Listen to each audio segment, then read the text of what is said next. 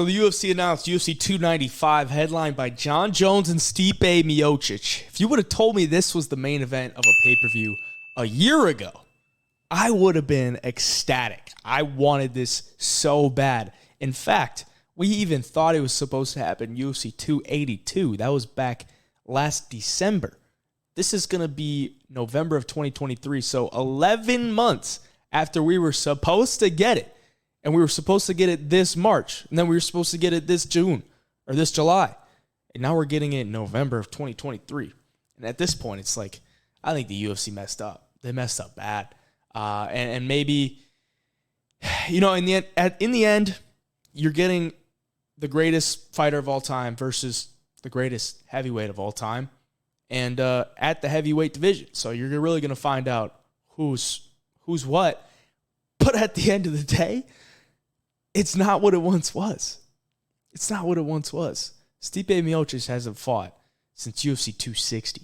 This is UFC 295. It'll be over 2 years. It'll be over 2.5 years since he last fought. And in between then, a lot of shit's happened. A lot of shit's happened. We had Francis Ngannou defend his belt, UFC 270, with the injuries. And in that time, we were supposed to get probably an interim championship between Jon Jones and Stipe. Didn't happen. And then Francis was going to be healthy. And we thought we were going to get Jon Jones versus Francis Ngannou for the undisputed belt. Then Francis leaves. And we end up getting Jon Jones versus Cyril Gane. And what does Jon Jones do? Part of this, the allure to this fight of Stipe and Jon Jones, was that it was going to be Jon Jones' comeback fight. Right? Because he had taken the time off to move up to heavyweight, and we were going to come back, or he was going to come back against the greatest heavyweight of all time.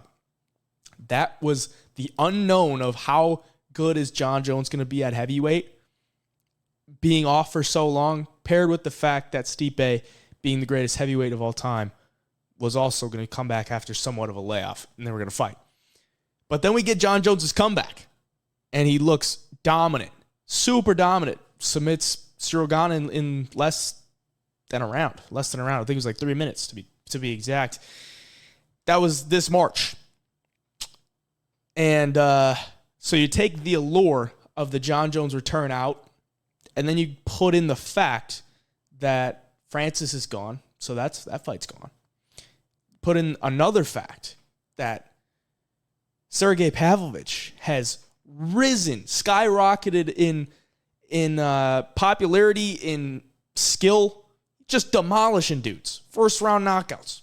Every win in the UFC, first round knockout. The guy just bulldozes people. And he was the backup to Jon Jones versus Cyril Gane. Goes out, bulldozes Curtis Blades in 1 round. That's the fight you want to see. That's the fight you want to see because you'll never get it back. You'll never get it back. If Jon Jones goes out and fights Stipe, he's probably going to retire. You're never going to see Jon Jones versus Sergey. How good is Sergey Pavlovich? We need to know that. We need to know that. We need to do that. We need to know that before it's too late, and we're not going to get that. Now Sergey Pavlovich is going to be on the sidelines. In steps Stipe. We get Jon Jones, the greatest fighter of all time, at heavyweight now. Is going to be a big favorite against Stipe.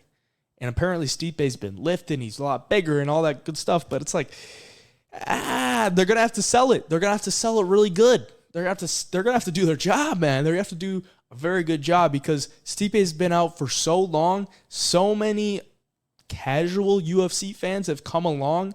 They know Sergey Pavlovich because they know him to be this guy that just chucks hands at you. If he hits you, you're going down. They want to see if Jon Jones can handle that. They don't know what Stipe once was, and now he's, 40, 41? He's an old man. He's an old man.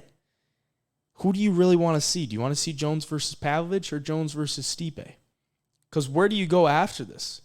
That's another question. This could be a farewell fight for both of these guys, Jon Jones and Stipe. Both of them could retire after this. Where does the belt go after that? You probably have another undisputed belt our undisputed championship after that with two completely different fighters. Because if Jon Jones wins, is he going to fight Pavlovich? Probably not. If Stipe wins, is he going to fight Pavlovich? No. I think both guys are probably just going to be done. So then you're having a farewell fight for the heavyweight championship of the world, which is wild. Because then you're starting from scratch. You're starting from complete scratch in the heavyweight division. You have two of the best. They're going to go out. And then who's left in the heavyweight division? The guy, Pavlovich, that you could have set up to be your next wave. And now you got nobody. You have nobody that's really next in line to face Pavlovich. You needed Pavlovich to take on Jones, man. That was what should have happened.